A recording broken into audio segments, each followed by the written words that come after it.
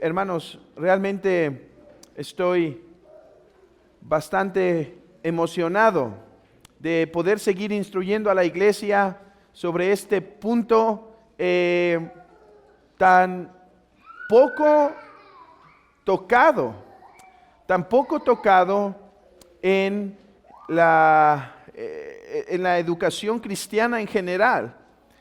Yo creo que estas lecciones deben darnos seguridad, fortaleza, claridad de cuáles son las sagradas escrituras. Y déjenme leerles un texto para iniciarnos en esta lección del Evangelio de Juan, capítulo 10, versículo 25. El Evangelio de Juan, capítulo 10, versículo 25. Aquí Jesús dice lo siguiente. Jesús les respondió: os lo he dicho y no creéis. Las obras que yo hago en nombre de mi Padre, ellas dan testimonio de mí. Pero vosotros no creéis porque no sois de mis ovejas, como os he dicho. Mis ovejas oyen mi voz, y yo las conozco y me siguen. Y yo les doy vida eterna y no perecerán jamás, ni nadie las arrebatará de mi mano. Mis ovejas oyen mi voz. Y realmente hoy lo que vamos a hacer en esta lección es desempacar el significado de estas palabras, de que mis ovejas oyen mi voz. Recuerden, hermanos, en dónde estamos en este estudio. Estamos viendo en el capítulo 1 de nuestra confesión la doctrina de las Santas Escrituras. Ya hemos visto la necesidad de las Escrituras. ¿Por qué son necesarias las Santas Escrituras? ¿Por qué fue necesaria la inspiración de las Santas Escrituras? En segundo lugar, estamos preguntando, ¿y cuáles son? ¿Cuáles son? Ya vimos qué son en un sentido, que es la palabra inspirada de Dios, pero ahora, ¿cuáles son? Porque, hablamos de palabra inspirada, pero ¿cuáles? ¿Cuáles son esas palabras inspiradas? Porque como enfatizamos la vez pasada, saber cuáles son las palabras inspiradas de nuestro Dios es de mucha importancia, porque dependiendo de cuáles estas sean, es aquellas a las cuales yo debo dar mi entendimiento, a las cuales debo recibir con fe, a las cuales debo obedecer, etc. Así que por eso es importante definir cuáles son. Dice la confesión de fe, capítulo 1, párrafo 2. Con el nombre de Santa Escritura o palabra de Dios escrita, ya se incluyen todos los libros del Antiguo y Nuevo Testamento, que son los siguientes. Y da la lista, ahora no la voy a leer. Todos estos fueron dados por inspiración de Dios para que sean la regla de vida, de fe y vida. Hermanos, ¿cuáles son los libros inspirados? Esta pregunta nos llevó necesariamente al tema del canon. Al tema del canon. Que recuerden que el canon se refiere a aquella lista de libros que consideramos inspirados. Aquellos libros, aquella lista, por así decirlo, que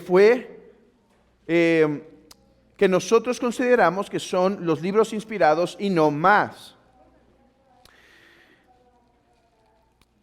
¿Cómo sabemos cuáles son esos libros? La vez pasada nos introdujimos a este tema diciendo que hay diferentes respuestas a esta pregunta. Algunos dicen, sabemos que este es el canon porque la iglesia lo decretó en una fecha, digamos fue el siglo IV, aunque formalmente o de parte de el Papa, de una forma infalible, fue hasta tiempo después. Y entonces cuando la iglesia dijo, estos son los libros, allí se cerró el canon. Esa es la lista autoritativa, así que el canon es un fenómeno histórico. Gracias a Marción, gracias a los herejes, la iglesia tuvo que ser movida a responder cuál es el canon. ¿Cómo llamamos a esa definición o a esa forma de ver el canon? La llamamos la definición exclusiva. Pero hay otra forma en la que algunos han intentado responder a qué es el canon. Y ellos dicen, a ver, cuando yo veo el cristianismo temprano, yo veo que esta comunidad usa estos libros como palabra de Dios, esta comunidad usa estos libros como la palabra de Dios, esta comunidad usa estos libros como la palabra de Dios. Entonces, la mejor forma de definir el canon es ver qué libros fueron usados como palabra de Dios en el primer siglo. Y así podemos ver que el canon no comenzó en el siglo IV o después, sino que ya eran esos libros que usaban los creyentes. Pero hay problemas con esa postura también. Aunque tiene algo de verdad, hay posturas. Bueno, ¿cómo definimos qué es el canon? ¿Cómo definimos tal cuál es la lista de libros que tienen autoridad absoluta sobre la iglesia como ningún otro documento o palabra? ¿Cómo? Yo les dije, hermanos, que un tema tan teológico como el canon no se puede definir de una forma histórica solamente. Las otras son eventos históricos, que más bien debíamos esforzarnos por entender el canon teológicamente, y esa es la respuesta que hoy quiero dar. Una respuesta teológica del canon.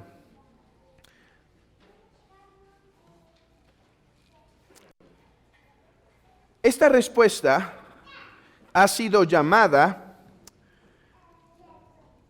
la respuesta ontológica, y ahorita van a ver por qué.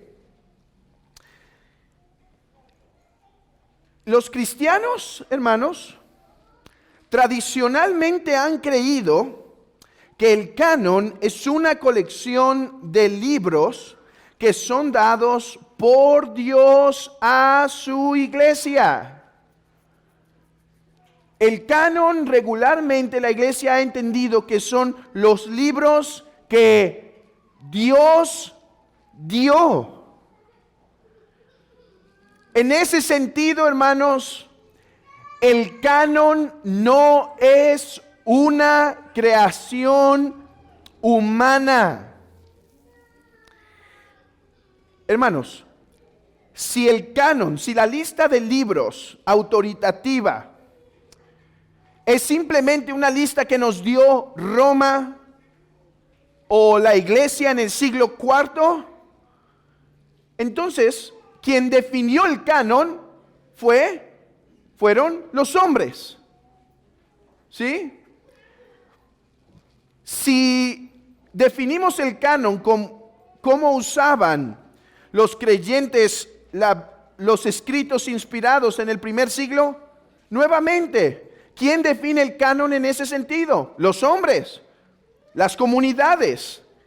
Pero hermanos, ¿qué es la Biblia?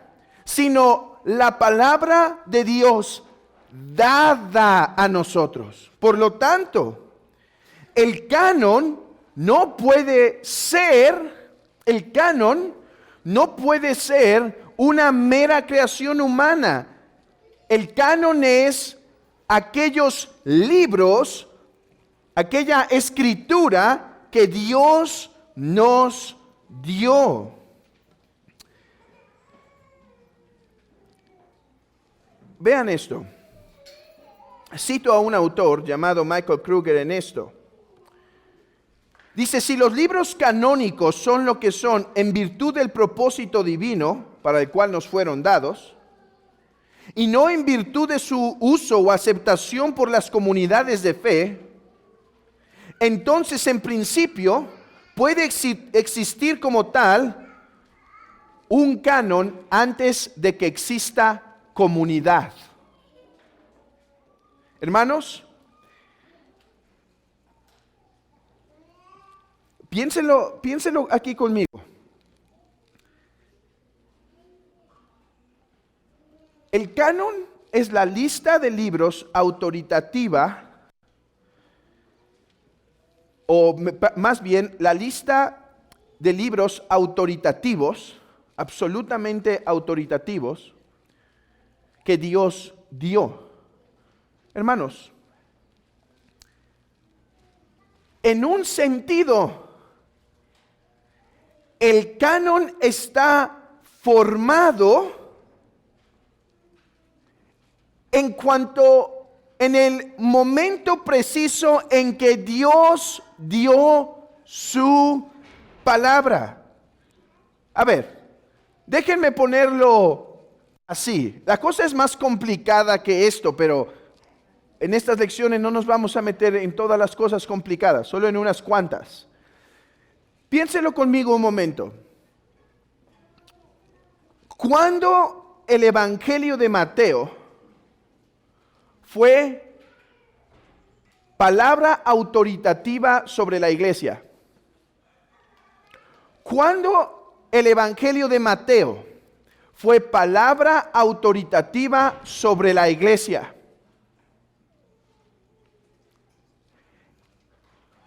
el momento, les digo, podríamos ir a más detalles, pero en general, el momento en que Mateo termina su evangelio. Ahora, desde el momento que está escribiendo cada palabra, podríamos decir, pero dejémoslo así. El momento en que Mateo termina sus últimas palabras, amén, ese libro es canónico. Ese libro ya posee autoridad. Ese libro ya es autoritativo sobre la iglesia. Ese libro ya es palabra de Dios y como palabra de Dios tiene autoridad absoluta sobre la iglesia. Si una comunidad, imaginemos, no fue así porque Mateo es de los evangelios más recibidos, pero, o por ejemplo, un libro que costó trabajo recibir en la iglesia temprana, que fue el libro de Apocalipsis. Cuando Juan acaba el libro de Apocalipsis, también creo que acaba con amén, si no me equivoco, cuando termina su libro, en ese instante, sí termina con amén, en ese instante es palabra autoritativa sobre la iglesia. Pero ¿qué creen? ¿Qué creen? Algunas comunidades les costó trabajo saber o recibir el Apocalipsis como palabra de Dios, hermanos. ¿Pero era canónico? Absolutamente. La postura de la iglesia, de las comunidades, si una comunidad no lo recibía y otra no, eso en un sentido no es relevante para nuestra definición teológica del canon. Porque el libro es canónico en virtud no de que los hombres lo reciben, es canónico en virtud de que es palabra inspirada de Dios. ¿Qué es la Biblia sino la palabra inspirada de Dios? Juan termina con su amén y ese libro es canónico.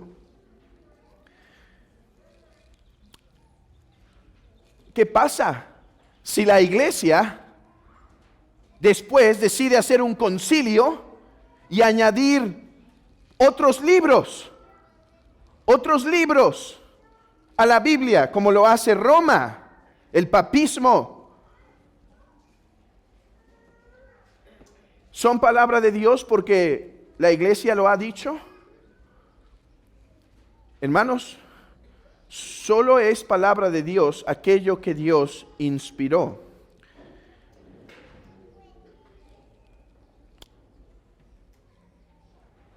El canon, entonces, es aquella suma de libros que Dios inspiró, suma de libros que es inmovible, perfecta e incambiable.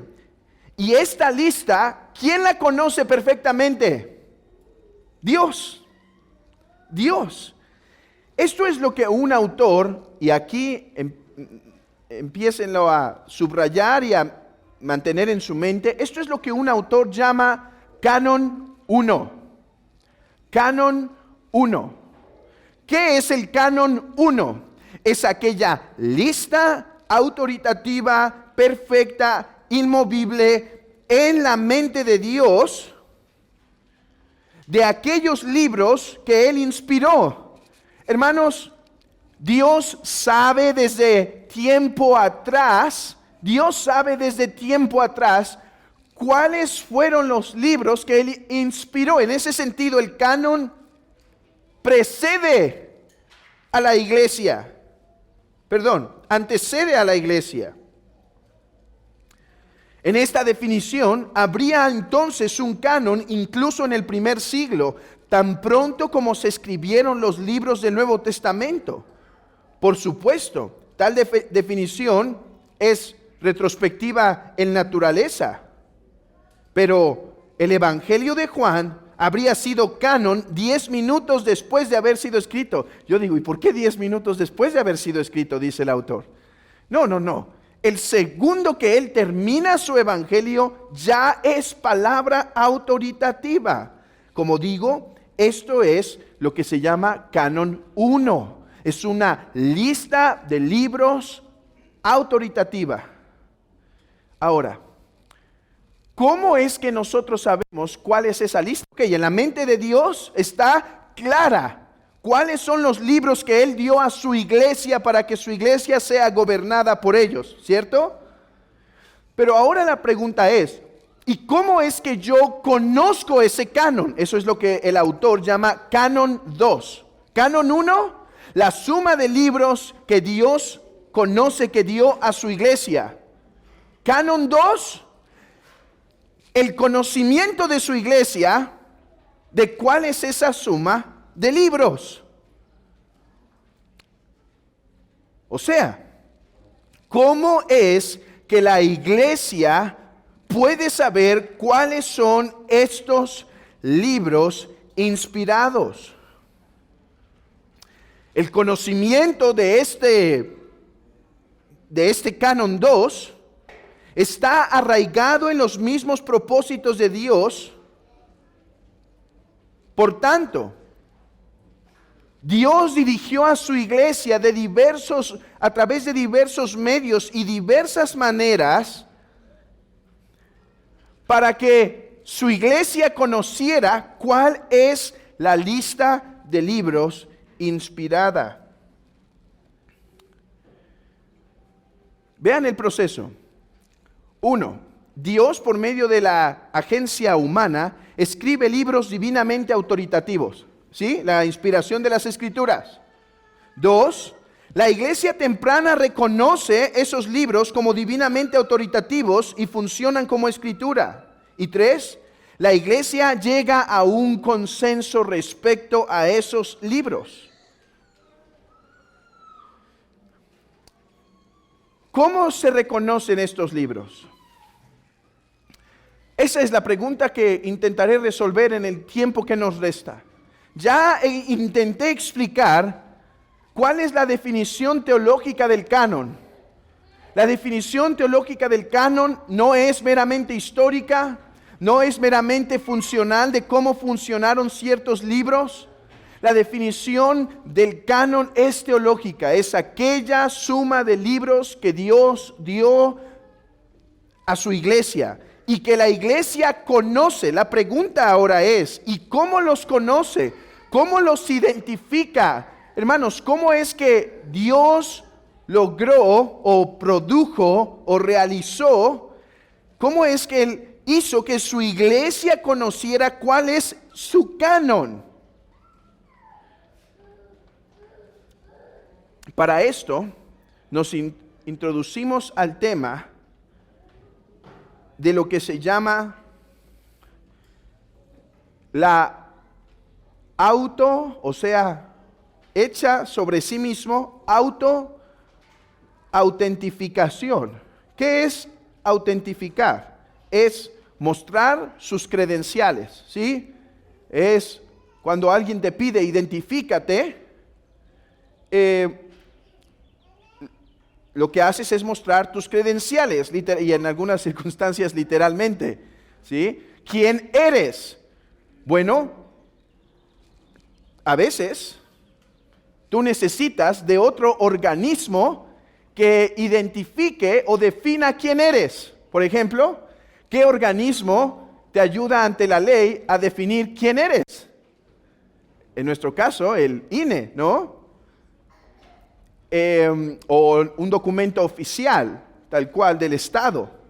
Y a través de ese documento tú dices, yo soy este. Qué interesante, ¿no? Porque cuando alguien viene y te dice, ¿quién eres? No dices, pues soy yo.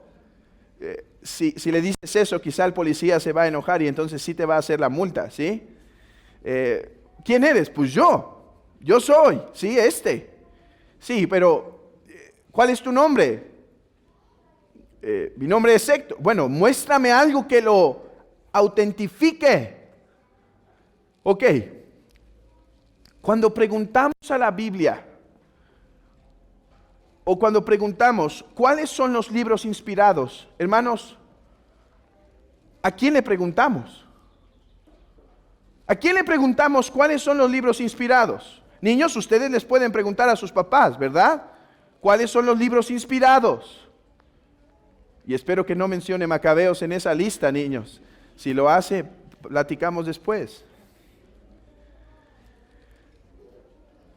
Algunos creen, hermanos, que tenemos que ir a un dictamen infalible del Papa.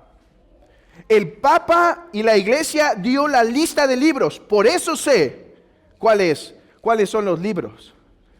Y ese es el gran debate entre el papismo y el protestantismo, o bueno, uno de los grandes debates, ¿sí? ¿Cómo es o quién define cuáles son los libros inspirados? El papismo dice, la Iglesia lo ha definido. Y la pregunta es, ¿y cómo sé que la Iglesia está bien? ¿Qué van a decir? Porque la Biblia dice que la Iglesia todavía tiene en un sentido, la palabra de Dios viva. La Iglesia sigue hablando palabra de Dios. Interesante, ¿no? Vean conmigo aquí el error, hermanos. Quiero que sientan el error conmigo. Tú vas y les preguntas, ¿cuáles son los libros inspirados? Es nuestra misma pregunta. Y ellos te dicen, estos. Y tú te dan la lista y tú preguntas, ¿y por qué sé que esos son los libros inspirados? Porque la Iglesia lo ha dicho. Bueno, ¿y quién me dice que yo tengo que escuchar a la Iglesia sobre esto o que la Iglesia no puede errar? Bueno, porque la Biblia dice, a ver, espera ahí. ¿Me estás diciendo que tú tienes la autoridad de decir qué libros porque la Iglesia dice, que la Biblia dice que tú tienes esa autoridad, pero cómo sé que ese libro es autoritativo? Porque yo te estoy diciendo que pertenece a la lista. Sí, pero me acabas de decir que es la Biblia quien te da la autoridad. ¿Cómo? ¿Que si Mateo no es inspirado? Que si esa porción no es inspirada. Ellos fastidian a los protestantes, esa es la palabra, porque fastidian a los protestantes con que sus argumentos son circulares, cuando ellos no pueden salir de este vicio circular. ¿Sí? Ok. ¿Cuál es entonces la forma en la cual podemos saber que la Biblia es la palabra de Dios? Lo que se llama una autoautentificación. A ver, hoy afirmo que la Biblia dice ser la palabra de Dios y por eso creemos que es la palabra de Dios. Pero eso no es todo nuestro argumento hoy. Déjenme darles tres breves razones o tres breves conceptos de lo que quiero decir con que la Biblia es autentificable. En primer lugar, sabemos cuáles son los libros inspirados por su exposición providencial. Este punto es muy sencillo, pero constantemente olvidado.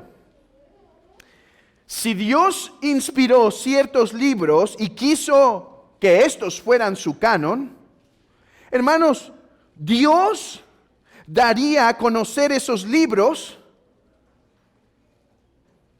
a su iglesia. Es lo que esperamos. ¿Cuál es la distinción aquí? Hermanos, hubo palabra de Dios que no quedó registrada en la Escritura. Dios dijo más cosas seguramente a Adán de las que nosotros conocemos. Dios dijo más cosas a Abraham de las que nosotros conocemos. ¿Esa es palabra de Dios? Sí, pero no fue palabra inspirada. No fue la palabra que Dios nos quería dar para que nosotros nos quedásemos con ella. Entonces, si Dios inspiró ciertos libros, hermanos, el primer requisito es que Dios los hubiese dado a conocer a su iglesia.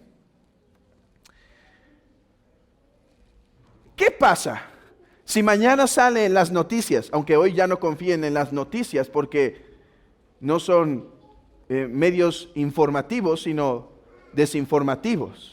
Investiguen mejor por sus propios medios porque, bueno, no me voy a meter en eso hoy. ¿Qué pasa si mañana sale en un noticiero de confianza, sí? Uno que nosotros inventemos, hermanos. ¿Qué pasa si sale una información de encontramos la cuarta epístola del apóstol Juan o la tercera epístola a Timoteo? ¿Saben que hay debates sobre que Pablo, o no debates, sino evidencia histórica de que Pablo escribió más cartas de las que tenemos aquí, hermanos? Y en muchas estaba la palabra de Dios autoritativa sobre esas iglesias, pero no fue palabra inspirada. Bueno, ¿qué pasa si la encontramos? Hermanos, podríamos decir, incluso si podemos asegurar que fue del apóstol Pablo, podríamos decir que no es palabra inspirada de Dios. Nos maravillaríamos porque nos daría quizá luz sobre otras cuestiones históricas. Nos daría entendimiento sobre qué pasó con Pablo. Pero hermanos, si Dios dio libros autoritativos para que su iglesia sea dirigida con ello, el primer requisito es que estos libros hayan sido conocidos por su iglesia. De manera que si hoy aparece una epístola nueva, podemos tener seguridad que no fue la palabra inspirada de Dios, porque de otra manera Dios la hubiese revelado y traído a la iglesia desde el principio. Pues ¿cómo iba a dejar a su iglesia sin su palabra?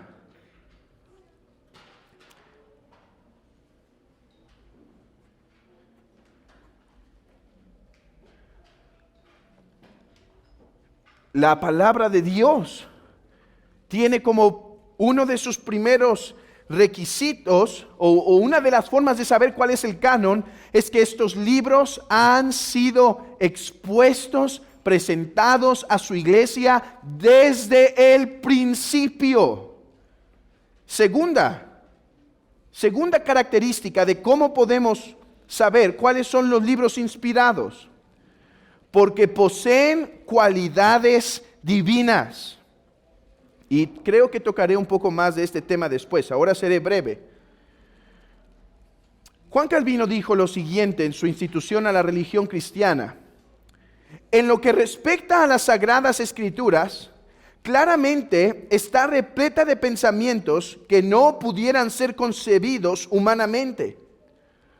Obsérvese cada uno de los profetas, no se hallará ninguno que no exceda por mucho la medida humana. Por consiguiente, a quienes les es insípida la doctrina profética, se les debería considerar carentes de papilas gustativas. Esto es algo que como he dicho vamos a tratar después con más detalle, pero esta es una de las formas en las cuales podemos saber cuáles son los libros inspirados. Uno, la iglesia los reconoció desde el principio y los ha reconocido desde el principio. Dos, ahora, déjenme anticiparles una lección aquí. Cuando hablemos de los apócrifos, voy a dar una lección completa de por qué rechazamos los apócrifos. Pero vean esto. Ya con el primer argumento, los apócrifos no entran aquí. La iglesia temprana, hermanos, ni el Señor Jesucristo, por más que algunos quieran hacer trucos, aceptaron los libros apócrifos como palabra inspirada. Los pudieron citar, los pudieron usar, así como Pablo habló de un profeta, un poeta pagano en Hechos 17, pero no los mencionaron como palabra inspirada de Dios. Dos,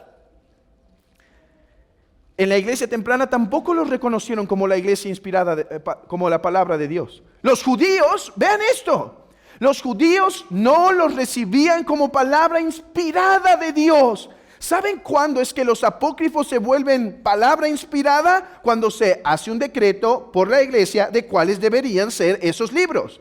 ¿Por qué? Porque dicen los católicos que la iglesia del Antiguo Testamento no tuvo un canon tal cual. Porque ¿qué es el canon? La lista autoritativa que la iglesia da. Pero la iglesia existió hasta mucho tiempo después. Bueno, todo ese tiempo la iglesia no tuvo un canon. Tuvo libros inspirados, pero no un canon. Hermanos,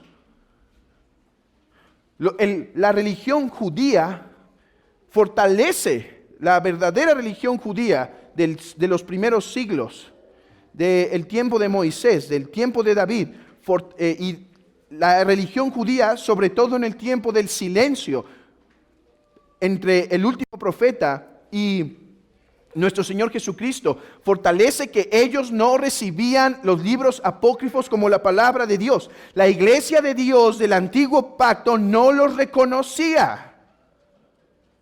Eso es algo importante. Ni los primeros padres de la iglesia. Jerónimo mismo, el que escribe la Vulgata, va a decir, estos libros son de cierto valor, pero no son palabra inspirada de Dios.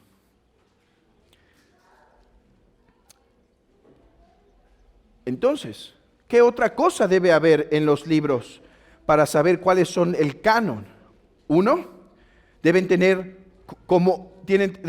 unidad entre sí, armonía, perfección, eficacia. Y aquí es donde decimos, ok, la iglesia no recibió los apócrifos, pero vamos a revisarlos.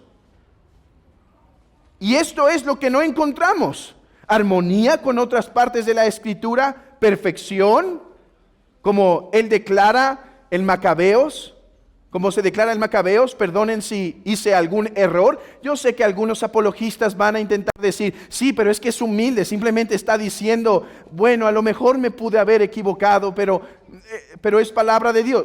No, ningún libro, aparte de Macabeos, hablo de los libros inspirados, reconoce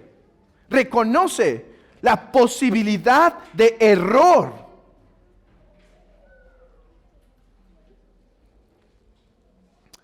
Ahora, ¿por qué algunos hombres no escuchan la palabra de Dios o no reconocen los libros canónicos de Dios? No escuchan su voz.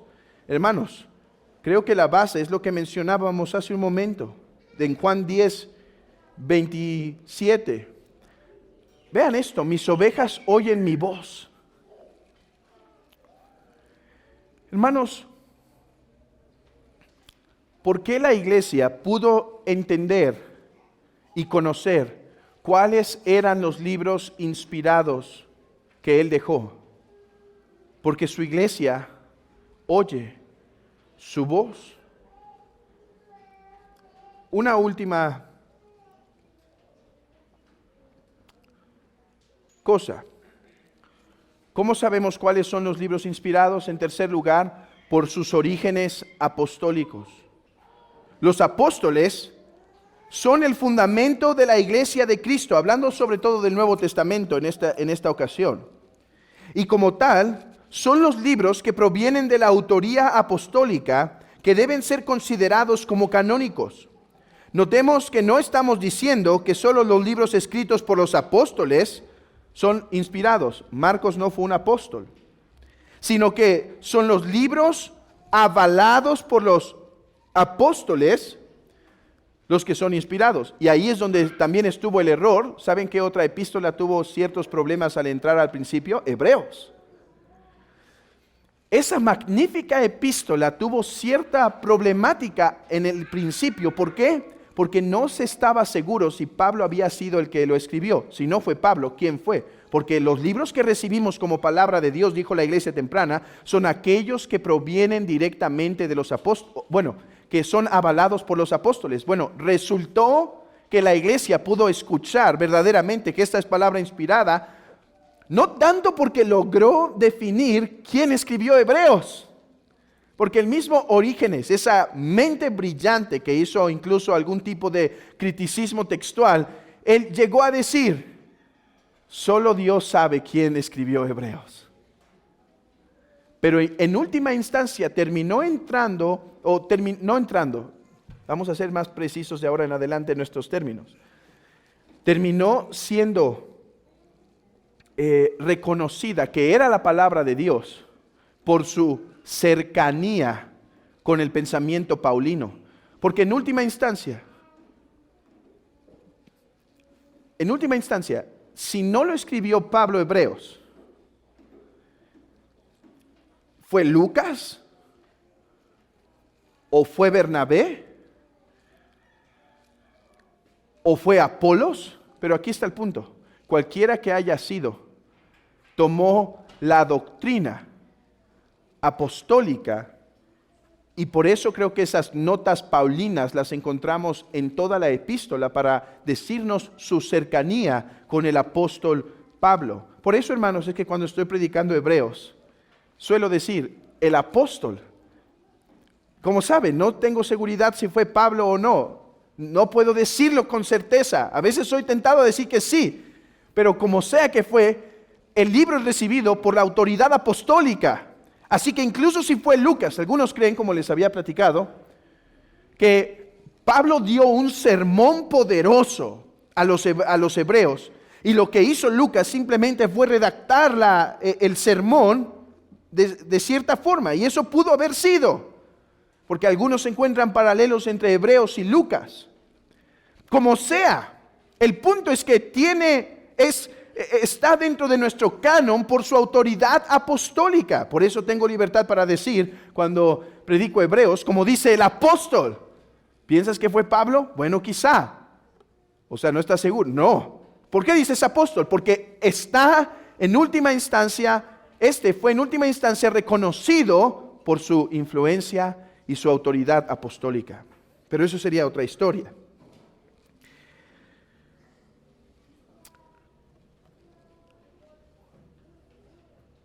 Lucas, por ejemplo, afirma que él escucha a los apóstoles del Señor mismo hablar de los conocimientos de los libros inspirados. Déjenme terminar con esta cita, que el tiempo se nos ha ido. La canonización, hermanos, es el reconocimiento de apostolidad.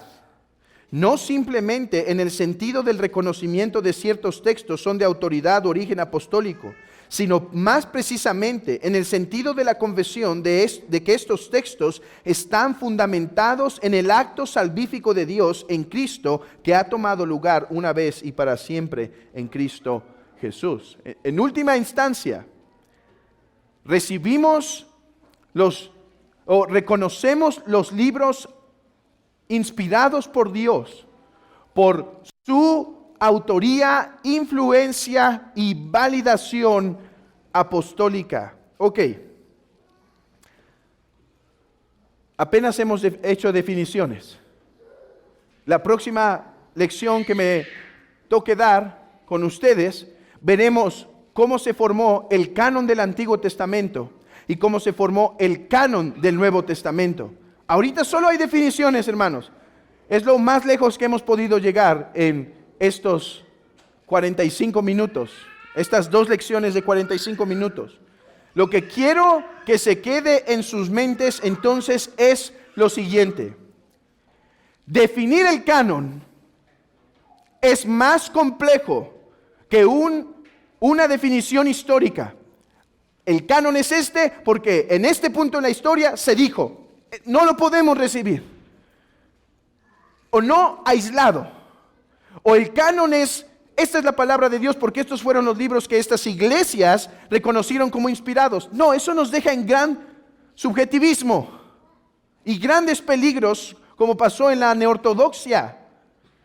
¿Cómo empezamos a definir el canon? A ver, los libros inspirados son los libros inspirados en el momento en que Dios los dio y por lo tanto desde ese momento son canónicos. Dios conoce perfectamente esa lista. ¿Y cómo nos la ha dado a conocer? A través de 3 formas. ¿Cómo sabemos cuál es el canon? Hermanos, Dios dirigió a su iglesia de 3 formas providenciales. Una, porque estos libros tuvieron una recepción amplia por la iglesia. 2, amplia, no absoluta. Pudo haber una diferencia aquí, pero la iglesia lo terminó recibiendo, ¿sí? Contrario a lo que no pasó con los libros gnósticos. 2, porque estos libros poseen atributos divinos, llevan la impresión de Dios sobre ellos, de manera que la iglesia, que es la comunidad de los regenerados, escucha la voz de su Dios y dice, esta es palabra inspirada, hermanos. Por eso es que debates como el libro de los Hebreos o Apocalipsis terminaron siendo resueltos, porque la iglesia terminó escuchando su voz. Y en tercer lugar, porque estos tienen orígenes apostólicos y de esa manera la iglesia pudo discernir cuál es el canon de Dios. La iglesia no formó el canon. En la forma estricta hablando, Dios formó el canon y dirigió a su iglesia para que lo reconociera. Si te preguntan, ¿cuáles son los libros inspirados? ¿Cuál es la lista? Tú puedes decir, esta es la lista de libros inspirados. ¿Quién dice? Dios. ¿Por qué Dios? Porque nosotros reconocemos aquellos libros que Dios quiso dar a su iglesia como autoridad. ¿Y cómo es que los han podido reconocer? A través de estas 3 formas. Su exposición amplia, sus atributos divinos y su autoridad apostólica. Hermanos, esto no es la postura del mormonismo o algo así. ¿Por qué crees que que el libro del Mormón es palabra de Dios? ¿Saben qué van a decir? Porque sentí un fuego en el corazón. No es broma, es en serio. Eso es lo que van a decir. Literalmente dicen, sentí un fuego en el corazón cuando lo leí. Yo dije, hermano, amigo, quizá estabas cerca de una lupa o algo que te quemaba el corazón. O a lo mejor tu celular se estaba calentando ahí en el bolsillo y te estaba quemando. No hay tal cosa como eso. No estamos diciendo que reconocemos la palabra de Dios por algún fuego en el corazón. Reconocemos que el canon es la palabra autoritativa de Dios y que la iglesia fue dirigida providencialmente a reconocerlos. Un punto más y ya con esto termino. Hermanos, Roma ha querido resolver este problema diciendo, la iglesia dio la lista autoritativa de libros y esta lista es infalible. Y entonces tú preguntas, ¿y quién dio autoridad o quién interpreta correctamente esa lista? Porque vean esto, hermanos, nunca hay solución absoluta, incluso en el papismo, con su lista infalible, porque después tienes el problema de interpretación. ¿Y quién interpreta esa lista? Ahora necesitas una interpretación infalible de esa lista. Bueno, y alguien la interpreta. ¿Y quién te asegura que esa es la interpretación? Ahora necesitas una interpretación de la interpretación. No hay forma de que escapen esa problemática. Pero tengo que terminar aquí. Hagamos una oración.